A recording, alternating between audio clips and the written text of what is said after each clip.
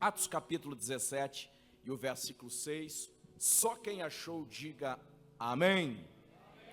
Glória a Deus. Diz assim: e não os achando, trouxeram Jasson e alguns irmãos à presença dos magistrados da cidade, clamando: estes que têm alvoroçado o mundo chegaram também aqui. E você diz amém. Podeis tomar assento. Queridos, digam assim comigo: missão e avivamento. Mais forte: missão e avivamento. Mais forte, porque ficou bonito. 3, 2, 1. Queridos, o ano é mais ou menos o 51 da era cristã. Paulo, o apóstolo das missões, ele está em sua segunda viagem missionária. Na sua companhia está o irmão Timóteo, também o irmão Silas. E depois deles terem passado pelas cidades altas de Anfípolis, também de Apolônia, eles chegaram até a cidade de Tessalônica. E o capítulo 17, que nós fizemos menção, o versículo 6, o contexto remoto vai mostrar um pouquinho da história daquilo que aconteceu na cidade de Tessalônica. E muitas verdades emergem apenas aqui do capítulo 17. E entre tantas verdades que podemos encontrar e extrair do capítulo 17, nós vamos entender que aqui está a realidade de avivamento e missões, ou missões e avivamento. Percebam que estas são lições inseparáveis na história da igreja: avivamento e missões, missões e avivamento. Logo, para a igreja cumprir o propósito da mente de Deus, para que a igreja possa cumprir o desejo do coração de Deus em realizar a obra missionária, é necessário a igreja entender os processos do Espírito Santo entre nós, trazendo um avivamento.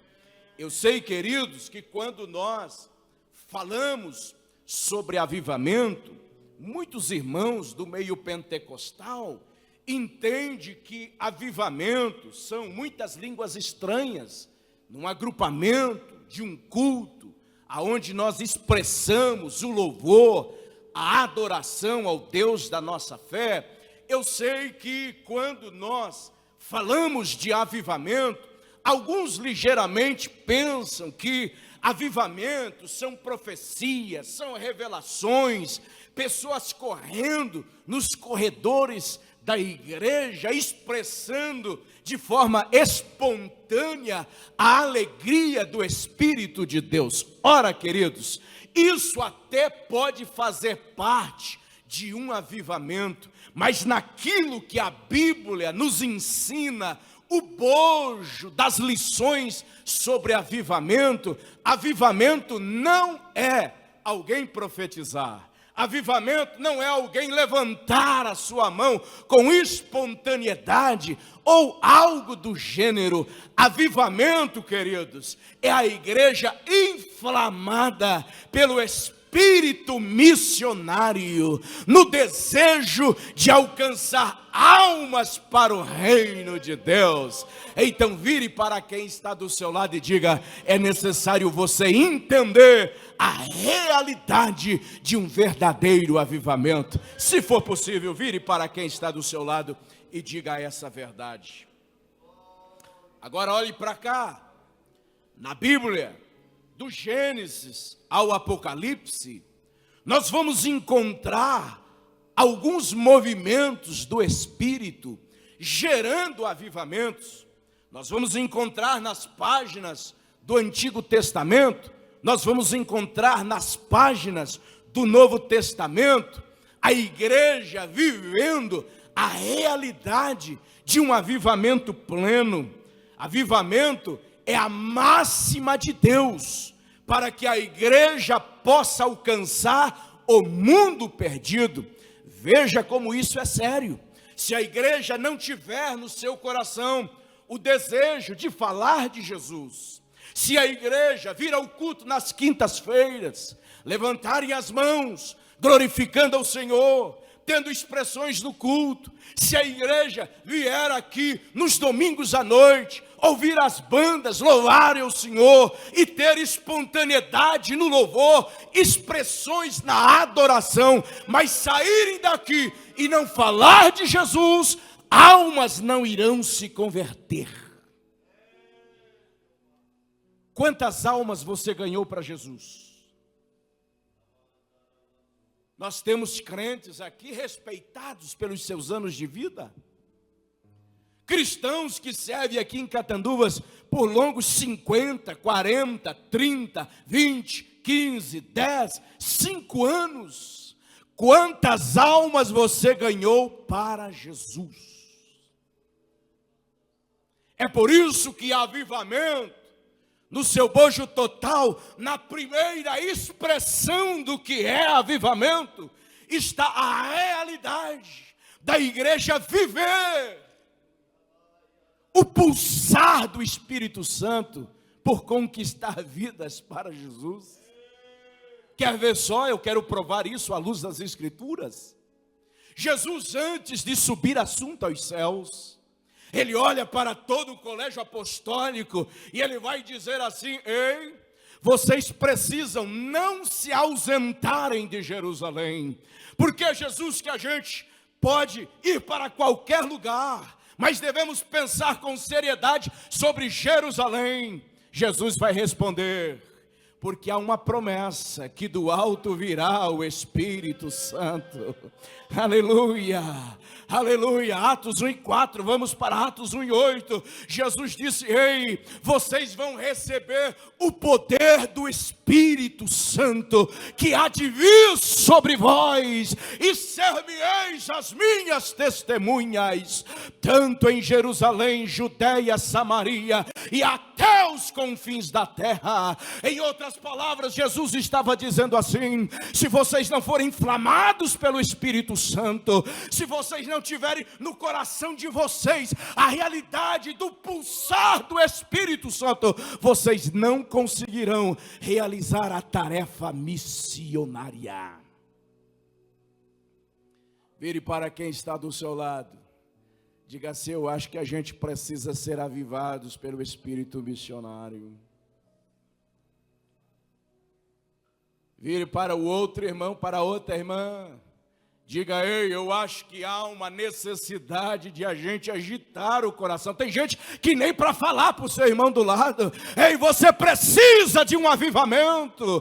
O que é que você veio fazer nessa noite de missões? Eu vim aqui para pensar em missões, eu vim aqui para sentir missões, eu vim aqui para sair apaixonado por missões, eu vim aqui para sair com a minha visão mais ampla em relação à obra missionária. Nós precisamos recebermos de Deus urgentemente uma ação de missões que venha nos constranger, que venhamos derramar lágrimas por missões, que as nossas orações venham estarem recheadas de palavras: Deus, dai-nos almas para o seu reino. Que as nossas orações possam ter palavras como essas: Senhor, enquanto o coral louva o teu nome, que vidas sejam encontradas contigo. Que enquanto a banda lira celeste toca os louvores, alguém possa sentir o desejo da salvação. Enquanto aquele que prega, alguém possa sentir o desejo de se inclinar aos teus pés, de aceitar, entender a realidade da eternidade. Irmãos, missões é um assunto urgente nas Escrituras, e nós só vamos fazer missões se nós tivermos um sentimento avivado pelo Espírito. Jesus disse a eles: vocês precisam ir para Jerusalém. Não se ausente de lá até vocês receber o poder. Poder aqui na linguagem do Cristo é o dunamis, a força de uma dinamite. Tem muito crente pensando que é fraquinho, achando que vive nos limites das suas pontuações. Ei, entenda, o dia que você disse sim para Jesus, não sou eu quem falo, é a Bíblia quem diz, você passou a ser templo, morada, habitação do Espírito de Deus. Você logo então não é aquilo que dizem sobre você. Ei, entenda, você não é aquilo que disseram a seu respeito. Você não é aquilo que os demônios falam sobre você. Ei, entenda, abra sua mente. Você não é aquilo que o diabo fala sobre você. Ei, você não é aquilo que você pensa sobre você. Você é a reserva moral de Deus na terra. Você é embaixador do reino de Deus na terra. Aonde você chega, a presença de Deus chega também. Aonde você chega, o céu chega com você. Mas recebereis poder. Para que a gente vai receber poder, Jesus? Para falar em línguas estranhas? Claro que sim. Para que a gente vai receber poder? Para profetizar, tudo isso. Mas o ponto inicial do porquê receber o Espírito é para que vocês testemunhem sobre mim. Crente cheio do Espírito Santo é o crente que sente pelo perdido. A sua alma é inquieta. Ele coloca a sua cabeça no travesseiro e o Espírito Santo diz: aquele que trabalha contigo precisa ser salvo. Aquela sua amiga lá da faculdade, ela precisa ouvir que eu sou o Senhor.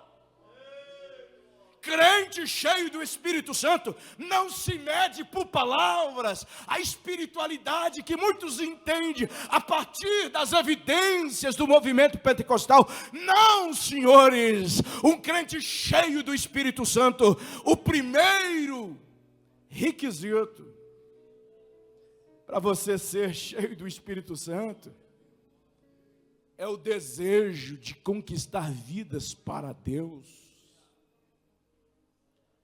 E os discípulos entenderam isso. Eles aceitaram a verdade do Cristo. E eles foram para Jerusalém. E a Bíblia diz que eles ficam lá cerca de 10 dias. Eu não sei como que foi a dinâmica, 10 dias no cenáculo, aguardando a descida do Espírito. Penso eu, irmão Pedro olha para João, pois são amigos.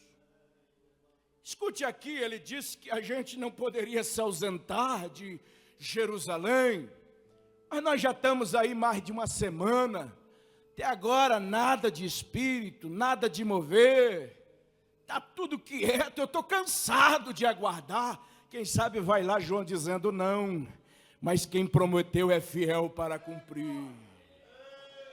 Oh, Ele é Deus que tem palavra.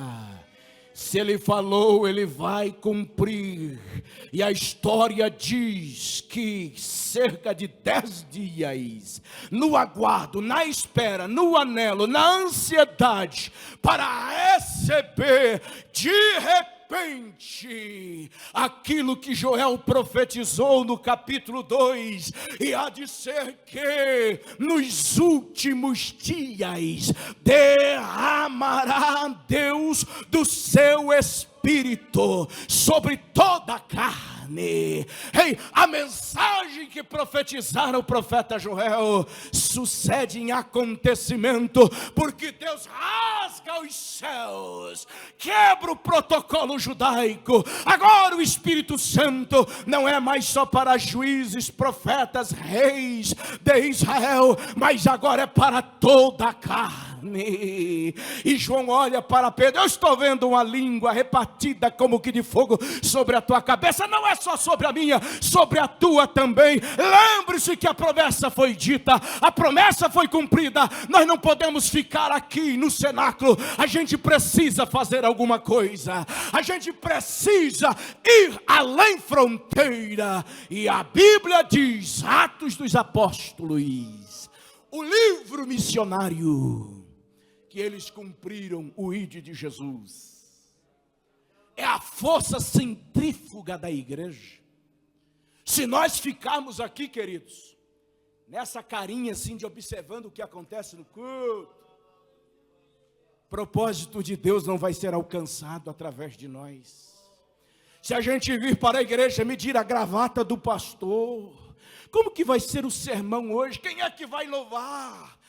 Ficar inerte, né? Como que espectador daquilo que está acontecendo no culto, não se envolver com o culto, não se envolver com o espírito do culto, não se envolver com aquilo que Deus quer, apresenta como verdade, de desafio para a gente em cada culto. Nós não vamos ganhar catanduvas para Jesus, mas eu estou aqui e quero ter a certeza no meu coração que não só eu enquanto pastor, mas você enquanto membro, enquanto obreiro local, você está apaixonado por almas. Se esta é a verdade, vai lá, levante a sua mão, feche os teus olhos por alguns segundos e diga: Deus, me apaixone por almas. Vai lá, crente, diga: Senhor, me apaixone por almas. Diga: eu quero ver a minha família. Já tem gente dizendo: diga: eu quero ver a minha família se rendendo aos teus pés. Diga: eu quero ver os meus amigos se rendendo aos teus pés. Diga: eu quero ver pessoas se prostrando ao seu senhorio. Diga: Deus, me apaixona por almas. E assim sucedeu desde o primeiro século. Assim sucedeu desde a primeira era da igreja. Eu vou repetir: assim sucedeu desde os primeiros anos, desde os primeiros cristãos. Eu tenho ali em casa e guardo com muita propriedade uma apostila muito antiga que mostra a atitude missionária começando na cruz, depois passando pelo cenáculo, o evangelho sendo difundido pelo apóstolo Paulo, sua primeira, segunda, terceira viagem missionária, o evangelho se expandindo pela Europa toda, pelas diversas nações da terra, e o evangelho chegando ao Brasil. Sabe por que isso aconteceu, queridos? Porque a igreja do primeiro século não ficou olhando para o seu próprio umbigo. As demandas que temos à nossa volta, as demandas que temos em Jerusalém. Já imaginou se eles pensassem assim: a gente vai até Samaria, nada mais do que isso? Nós não teríamos encontrado com Jesus o Cristo. O nosso nome não estaria escrito no livro da vida. Não seríamos templos do Espírito Santo. Veja bem, os povos da Europa, os godos, estragodos, visigodos, lombardos, romanos, armênios, saxões, francos, letões, todos são impactados pela mensagem do carpinteiro de Nazaré. Igrejas na Europa são erigidas, tornam-se agora um continente totalmente cristão, catedrais e mais catedrais romanizadas e góticas são levantadas, porque o evangelho chegou lá, a influência do evangelho torna-se mundial, o Messias e a igreja cumprindo o propósito da obra vicária na cruz do Calvário. Desde então, das primeiras atitudes dos nossos irmãos da igreja primitiva, o mundo nunca mais foi o mesmo. Eu vou repetir: porque da atitude dos nossos irmãos do primeiro século, o mundo nunca mais foi o mesmo. O que falar dos Estados Unidos? Ainda quando havia a realidade das 13 colônias, o país estava fracassado financeiramente, moralmente destruído, o país inteiro em ruínas. Mas teve um homem que teve a conscientização do Espírito de Deus na sua alma. E esse orava mais do que 2, 3 horas por dia, clamando por um avivamento missionário. Jonatas Eduardi. E depois de ele passar 3 dias de orações, clamando por almas. Ó irmãos, nós somos frutos de missionários apaixonados por missões. Nós somos frutos de corações que se envolveram de corpo, alma e espírito nesse negócio de missões. E depois de 3 dias que Jonathan Eduardi clamava dizendo: eu quero almas, salva almas, Senhor. Ele tinha um óculos fundo de garrafa, ele tinha o olho cruzado, e ele veio para pregar um sermão. E diz os historiadores que ele era um tanto tímido. E ele começa a pregar um sermão, não olhando para a plateia, cabeça abaixo. E ele lê o sermão, devagarinho, devagarinho, devagarinho. E ele prega sobre a seguinte temática: pecadores nas mãos de um Deus irado. E na metade do seu sermão, as pessoas começam a agarrar-se nas colunas da igreja. Outros se agarram em bancos e começam a gritar: nós não queremos o inferno. Alguém dizia: eu sinto as chamas do inferno, eu quero Jesus. E a partir de Jonathan Eduardi, houve-se um grande avivamento. A história diz que a partir desse culto, houve-se um grande avivamento em todas as terras dos Estados Unidos. Esse culto dessa noite dura por alguns dias, meses. E se alguém que entende o valor de uma alma perdida, alguém que entende o valor de um clamor missionário, queridos, que o Espírito de Deus venha avivar a nossa alma por missões. Se você entende isso, levante a sua mão e diga mais uma vez: Senhor, eu quero pensar em missões. O que dizer dos grandes avivamentos que marcaram continentes inteiros? Entenda, missões e avivamento são 2 lições inseparáveis. Eu posso dizer, não quero agredir ninguém, pelo amor de Deus, não é o meu propósito. Mas sabe por que nós temos cultos vazios? Quando se fala de missões, e tem gente que não sente nada. Tem gente que até pensa, quer, mas não sente. É porque nos falta um avivamento do Espírito. Avivamento e missões, uma lição inseparável. Missões e avivamento, avivamento e missões caminham juntas. Não há como dividirmos essa realidade.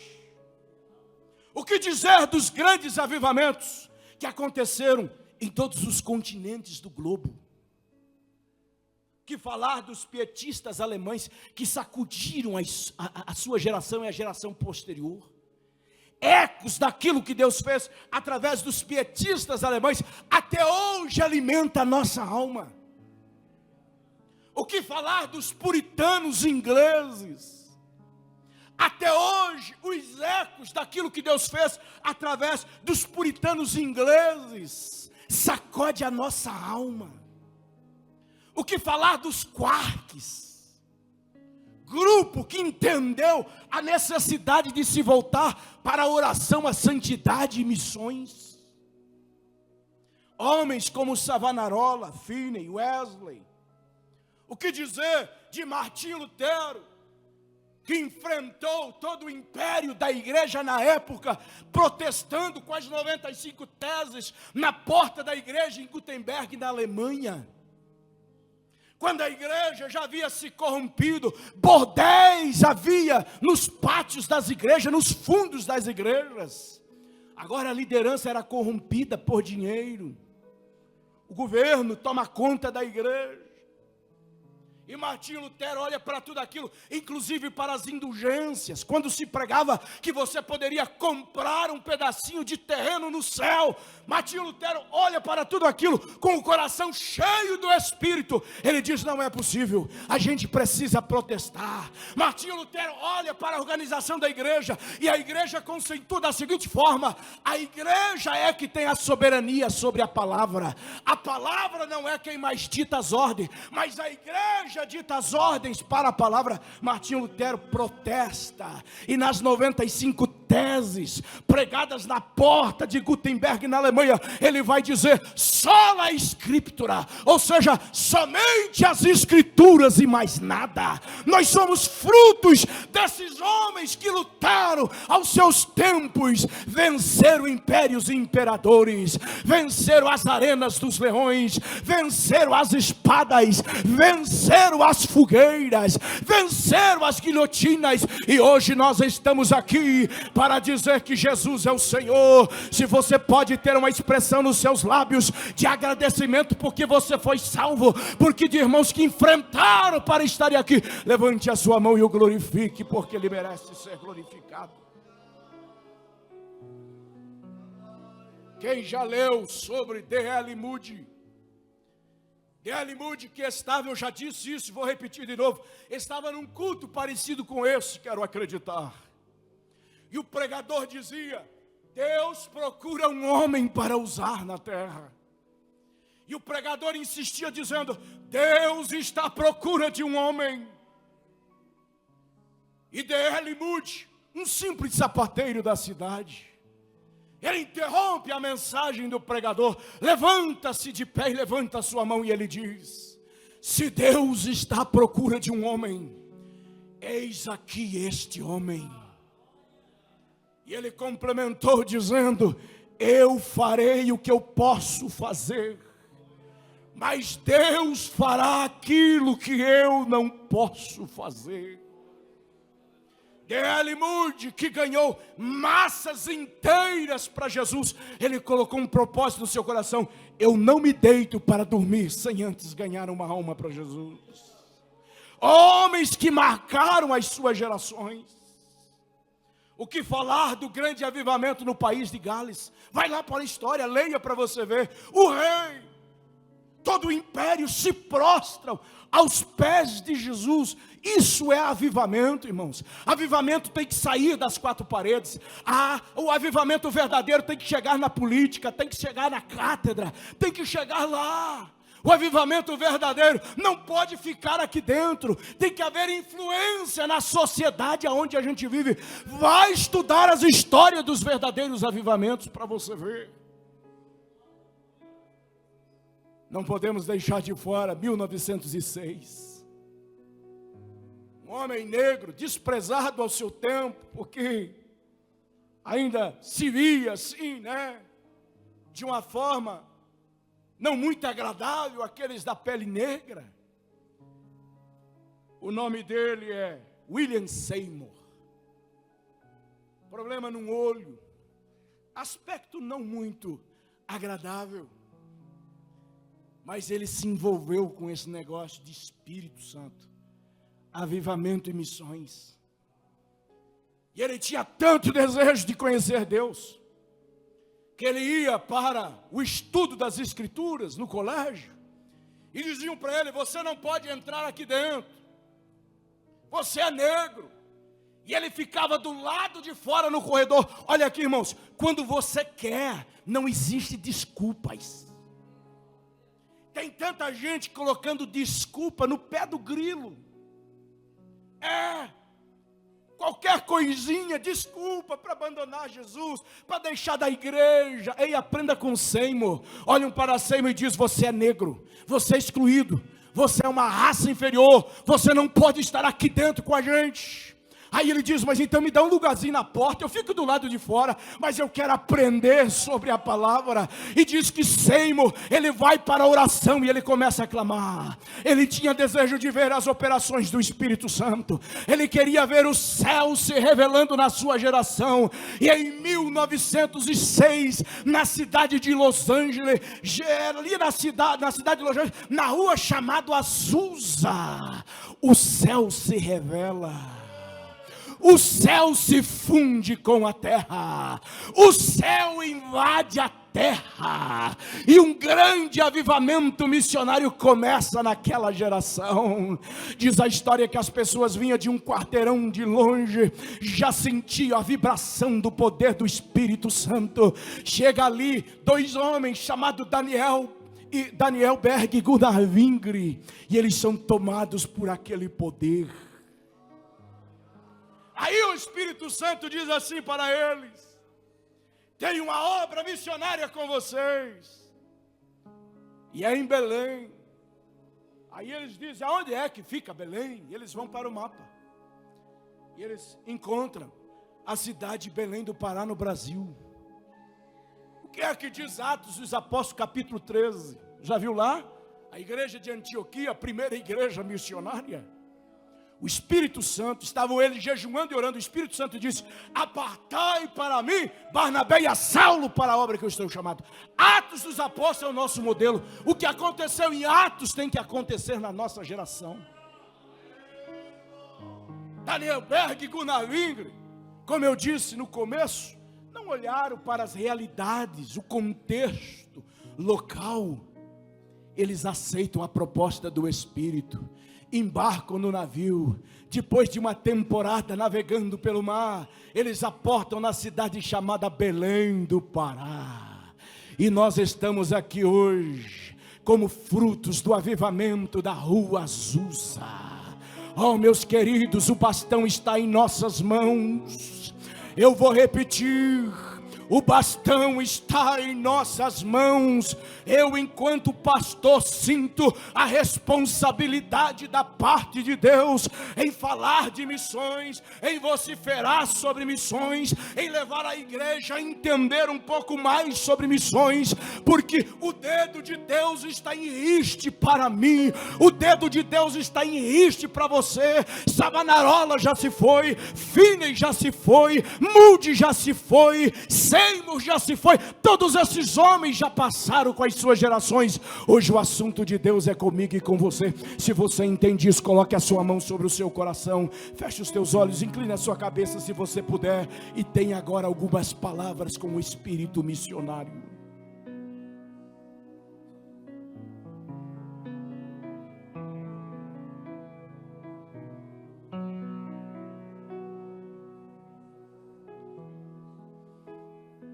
Uramacando e Meneia, Espírito do Senhor, venha sobre nós agora com uma onda, com um sentimento de missões, que possamos nos envolver com essa nobre tarefa, Espírito Santo. Ah, Espírito do alto, oh Espírito Santo, aonde tiver um coração que deseja fazer por missões, plante agora o desejo, Espírito de Deus. Oh querido Espírito, eu te peço agora, vem sobre nós, vem sobre nós, ó Espírito missionário, desperta-nos em Catanduvas, desperta-nos nessa geração, ó Espírito de Deus. Se você entende, comece a levantar um clamor missionário agora. Oh, eu vejo gente com lágrimas nos olhos. Começa a interceder por missões agora. Clame pelos teus filhos, clame pelos seus netos, clame pelos seus pais, clame pela sua casa, pela sua família, clame pelos seus amigos, clame pela sua cidade, clame pelo seu estado. necessitado, clame pelo seu país, clame pelo mundo perdido. Vai lá, igreja do Cordeiro, levante um clamor, levante um clamor, levante um clamor, levante um clamor. Tenha agora nos teus lábios palavras missionárias. Tenha nos seus lábios agora um clamor missionário. Fica de pé, fica de pé, fica de pé. Uramacandoremachandarabacalamaios. Urimicalamassurimiandaraias. Eu estou me lembrando na minha tenra idade. Eu tinha cerca dos meus 20 anos de idade. E eu vinha para os cultos de missões. Eu tocava o meu contrabaixo. E eu ouvia sobre missões e o meu coração ficava dilacerado. E eu me lembro que não foi uma e nem duas vezes que eu pensava: quando será o dia? Eu tinha que trabalhar, mas eu perdi o gosto pelo trabalho. Eu tinha as outras atividades, mas eu perdi o gosto por tudo. Eu só queria saber de fazer a obra de Deus. Eu chorava, eu chorava, eu chorava. Dizia: Deus, eu não sei falar. Deus, eu não tenho capacidade alguma. Eu me lembro que eu ia para dentro da empresa do meu sogro, tem um auditório ali.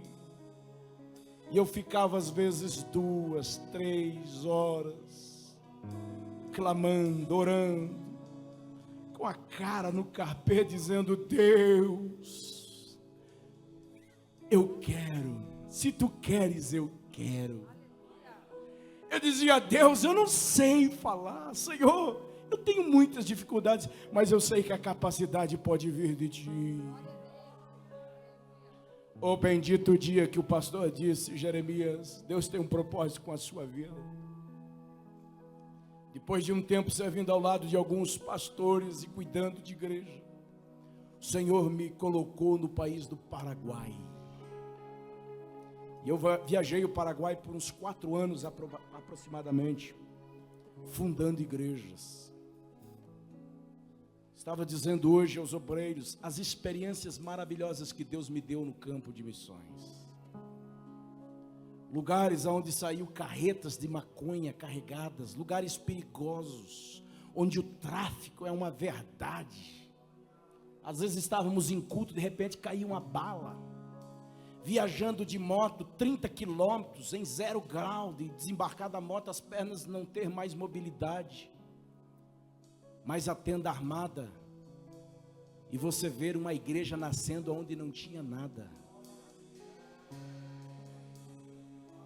Se apaixone por missões. Deus me deu o privilégio de viajar o Paraguai de norte ao sul, de sul ao norte, leste a oeste. Conheci todas as partes do Paraguai.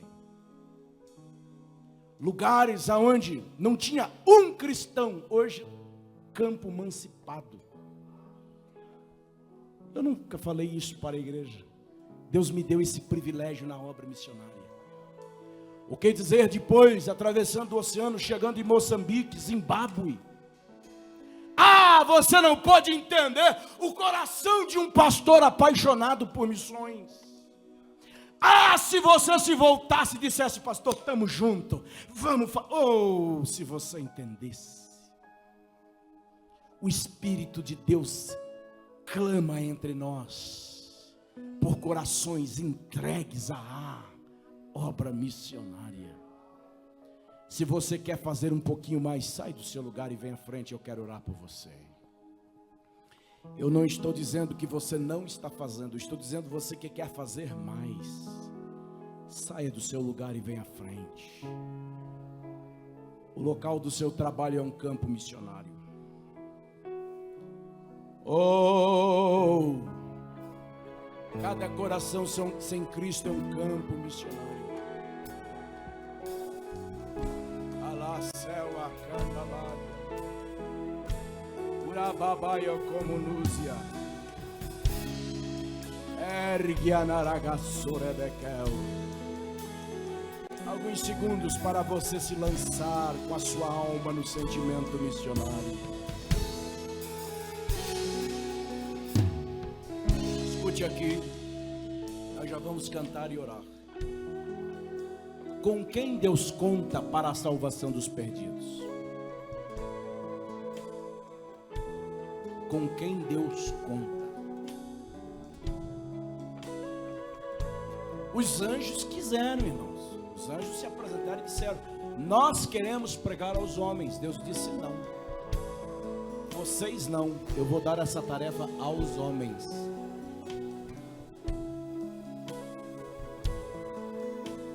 Que o seu coração seja dobrado pelo Espírito missionário. Vai se derramando, porque é uma presença majestosa. Barulho diferente. Oh, eu vou orar por você. É como vento veemente. Oh, eu vou orar por você.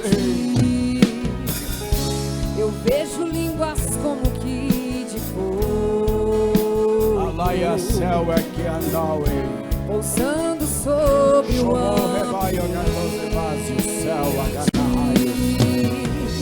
Nós estamos reunidos.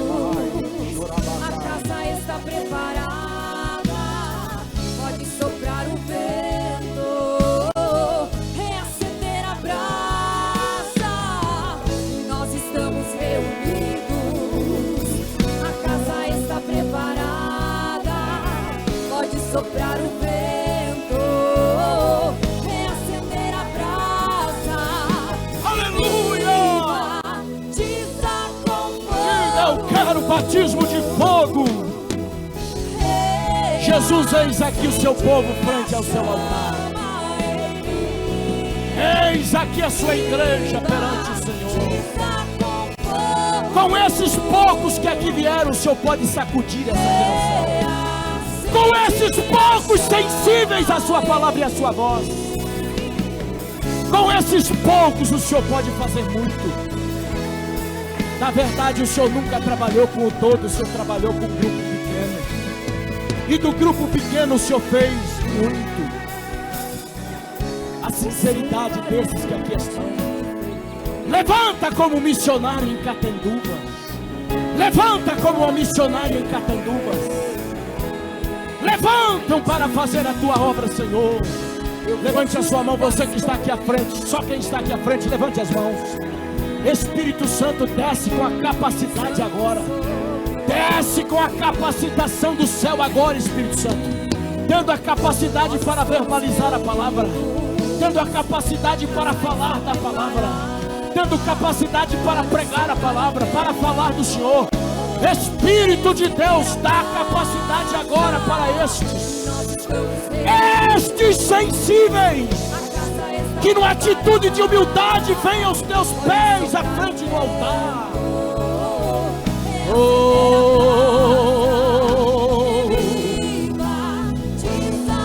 Seja renovado pelo Espírito de Deus. Seja renovado pelo Espírito de Deus. Seja renovada pelo Espírito de Deus.